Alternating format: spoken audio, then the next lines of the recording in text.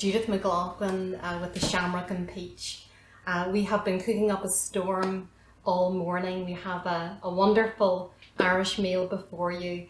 I am passionate about Irish food and especially about immigrant cooking and about the recipes that were brought over from Ireland, both early immigration right to modern day Ireland. And it's the stories behind food that make it so enjoyable. And everything that I make, I love to have a story. I'm an immigrant from County Armagh to Atlanta, and I miss my home very much. And I find cooking is a way for me to connect with my homeland. So the first dish to the right is Dublin Bay prawns with a garlic and herb butter. And it's got lots of Irish butter, herby butter around the side, and it's great for sopping with the Irish soda bread that you can slice and dip that bread into the butter. It's so good. And then for main course, we have the one pot dish, which is the Dublin Irish coddle. That is potatoes cooked slowly in stock with Irish sausages, red onions, sage, garlic, and then topped with crispy bacon. And we're serving that with the brown bread. And then last but not least, we have a Guinness stout cake. That is a wonderful chocolatey cake that is made with our extra stout Guinness and then topped with Irish cream and some wonderful chocolate curls. So sláinte, and I think we're going to tuck into this meal. We've been cooking all morning and we're now going to enjoy this meal. So thank you.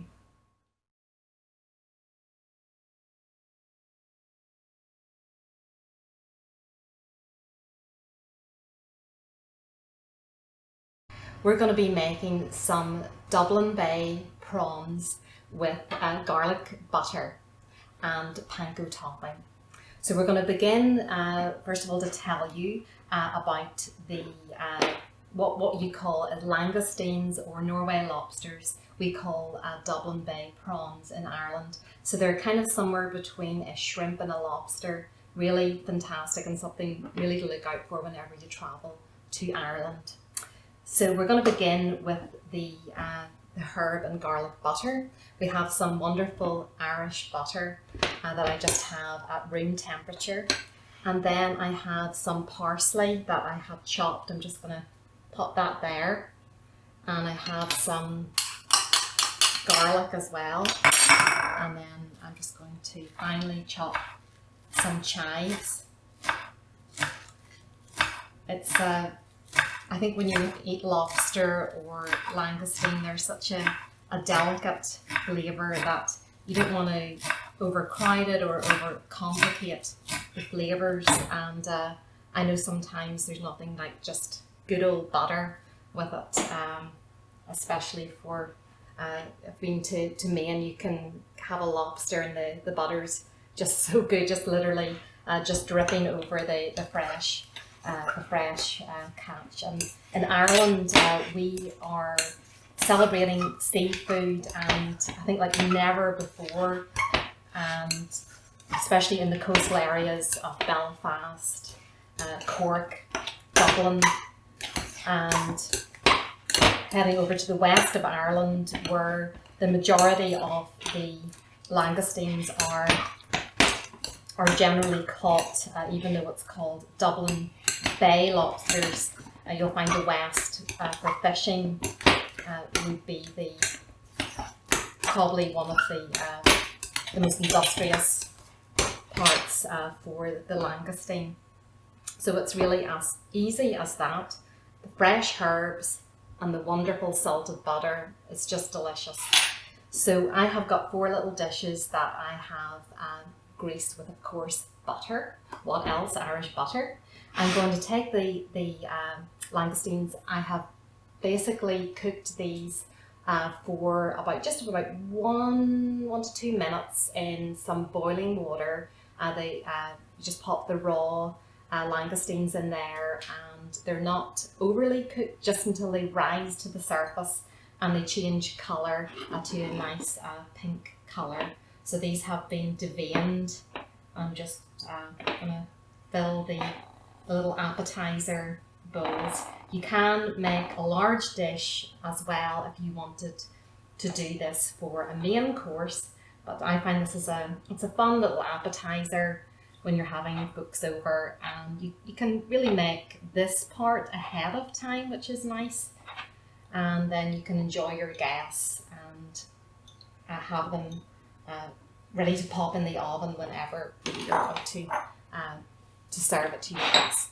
So then we're going to take a little spoon, and we can use the back of the spoon. It might seem like a lot of butter, but we're just going to dot pieces of this butter around.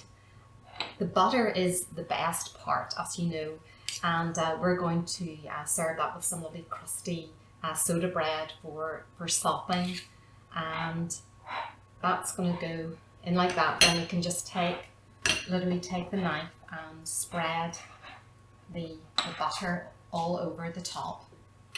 A little bit more, so it's really super decadent.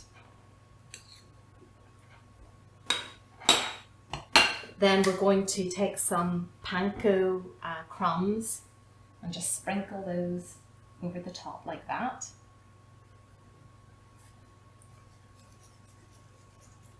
And we're going to bake them in the oven for about 375 degrees for about 10 to 12 minutes until it's bubbling, and then we're going to show you what it looks like when it comes out. So I'll pop these in the oven and get these others done.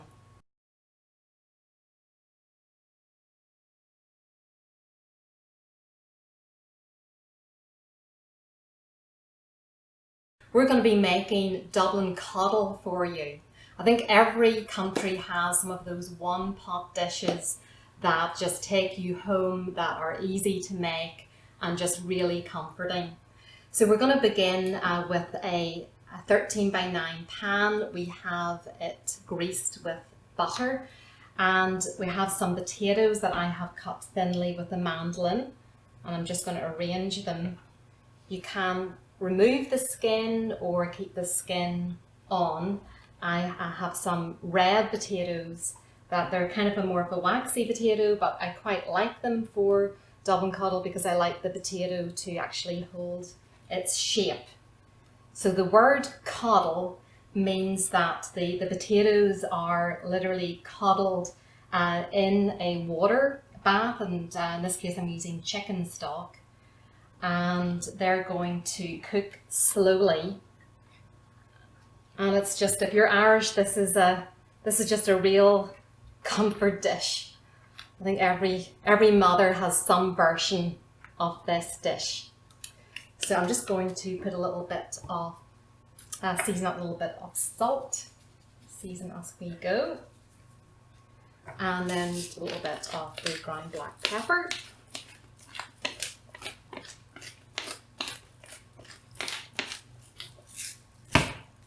And all we do is take the chicken stock and pour this all over the potatoes.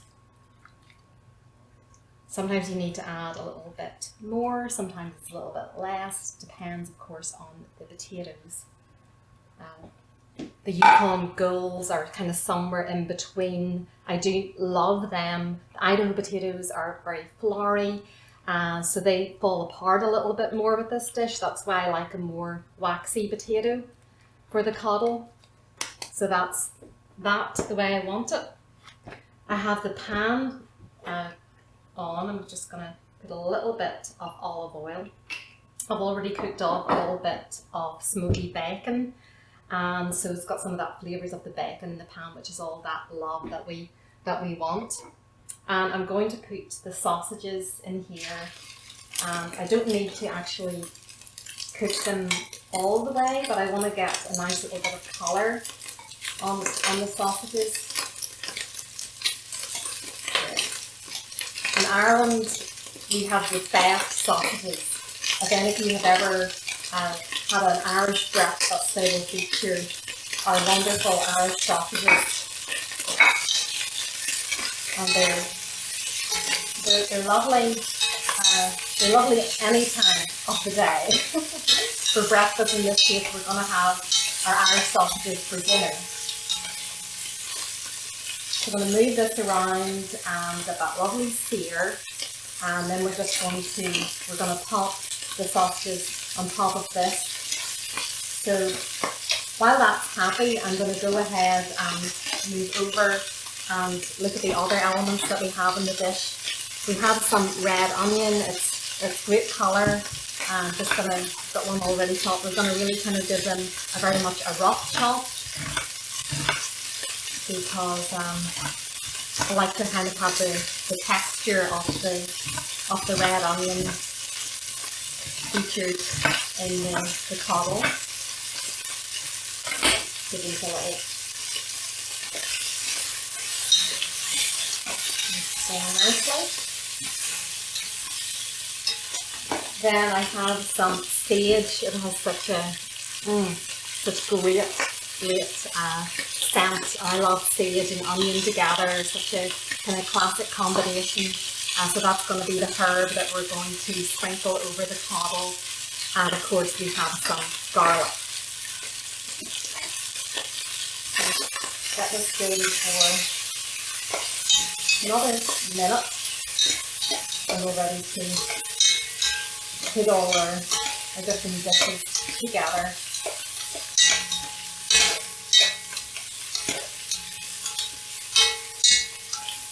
So we have our sausages they're about 50% cooked, but not cooked fully, but we've got that nice brown colour caramelisation that we wanted. And I have the red onions, and they are almost done. Again, I'm trying to get that nice caramelisation to the onions, but it's just going to add depth and more flavour to the dish. Then I have the freshly chopped sage. I'm going to add to the onions. Smells so good. And then we're going to add the garlic at the very end, because sometimes the garlic can burn, so we just want to kind of give that a minute. We'll just knock this all from the heat. Finish up all the salt. So then we're going to spoon all this yummy flavour all over the potatoes. And it's going to take probably about 15 minutes to an hour at 350 degrees. And the nice thing about this dish is that if you have company over, you can actually have this bit out of the way before people come and clean up your kitchen. And meanwhile, this is going to be baking in the oven. Your home's going to smell wonderful, and then folks can enjoy it.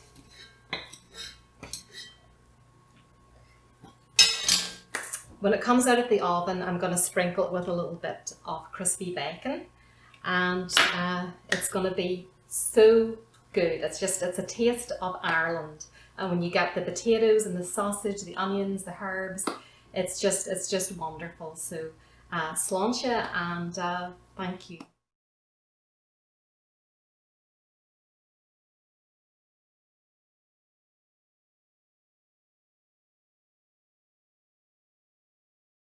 We're going to be making one of my favourite Irish cakes, which is Guinness chocolate stout cake. So we're going to begin with the butter, Irish butter that has been melted with one of our favourite beverages, which is Guinness. So that is just been off the heat about a minute, and then we're going to stir in our brown sugar. And then we're going to be adding some cocoa powder. So we'll just stir until all the little lumps of cocoa powder have dissolved. This isn't not a cake that I grew up with, but I get a chance to go home to Ireland with my business, my tour business every year. And I've noticed that this is one of the cakes that's really trending in the coffee shops in Ireland, and it is just so good. And I'm not normally a big sweet eater, but when I go to Ireland, it's like I can't help myself to eat the desserts because they are just fantastic. And the reason why I love this cake is that it's not overly sweet compared to some desserts.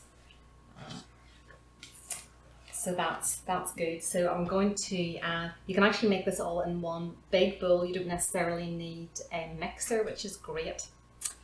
So I'm going to start off with the sour cream. Mix it really moist. And my eggs, 2 eggs. I'm just going to whisk those together a little bit. I find that if you're Irish and you move to the States, you find the flour is quite different for baking cakes. And I know there's my favourite cakes, like my mum's Victoria sandwich cake, and it just doesn't turn out exactly the same because of the gluten in the flour. But this is one recipe that replicates perfectly. It's really good. It's one that my family absolutely love. So then we're going to add this Guinness mixture. We're going to add just a little bit at a time because we're going to kind of temper the eggs with this. When you're doing this at home, you'll probably let this cool for another minute or so, but we're doing fine as long as we add it slowly. We're not going to have scrambled eggs. It's going to come together. And then we're going to be finishing it off with a wonderful cream cheese Irish cream icing. I'm making it's perfect for birthday parties or any type of family celebration. So finally we have some flour that we're going to just stir in. At a time. You can do this in a food processor, or you can do it by hand that I'm doing. And the other thing is we need a little bit of baking soda, or it's quite a little bit of baking soda that we're going to sieve in and just stir it together. I think when you make cakes, there's something so loving about having a homemade cake, whether it's for a birthday or a special family time. It's certainly not something that we do every day of the week. But when I do make a cake, I want it to be really good and worth the effort and also worth the calories. The actual batter is quite runny, but don't be afraid, it comes out perfect every time. So I have a pan set aside here, and just get these lumps right. That's good. And again, I'm using this spray, which is awesome. It's got the flour and the fat combined, and I'm going to spoon this batter into the tin, and you can see here is the one I prepared earlier, and it just rises up like this, and then we're going to make our icing. And now for the icing on the cake, and it really is. So we're going to start off with our Irish unsalted butter. When we're baking, we use the unsalted butter because it has a higher fat content, especially in the cakes. I'm going to put on the mixer, just on it about 1 or 2, a little bit, and get that combined. The cream cheese is room temperature, and so is the butter, so that's going to beat together nicely. Then we have the icing sugar. I'm just going to add that a little bit at a time so hopefully it doesn't fly all over the place. And then we're going to be flavouring it with some wonderful Five Farms Irish cream. Now, I haven't met an Irish cream that I don't like, but I have to say that this Five Farms is pretty amazing. It's from Cork, Ireland, and that's where they have so many amazing dairy farms and some of the best dairy in Ireland, because the whole Ireland is just a paradise for farming, and especially for our dairy, which is so good when you go to Ireland. So I'm just going to add a little bit of the cream. About 2 or 3 tablespoons is good. And it's going to be a nice fluffy icing, and it's not overly sweet because of the stout. It has a natural chocolate flavour in the stout, and it goes so well with the cocoa and the icing, so it's kind of got a combination of all that is good about Ireland. So this is looking great. I'm going to go ahead and get this taken off. It's here. See, unlock. Yeah, we got it now.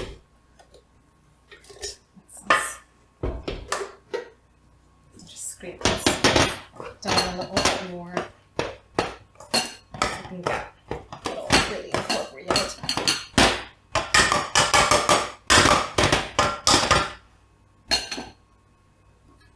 And then I'm just gonna kind of mount this up on top of the cake. And this is such an easy recipe. It's something you can make with your kids at home. It's a no-fail recipe. It's great every time. It's always a home run. So I'm just going to spread that, and it's kind of a rustic cake, so it really doesn't need an awful lot of work to put the icing on. Just gently work it around the sides like that. There we go. It's looking good already.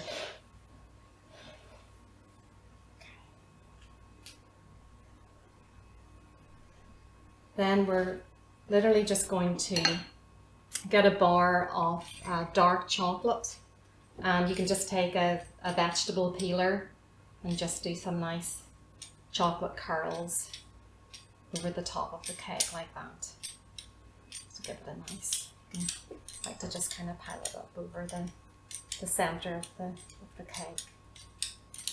There we go.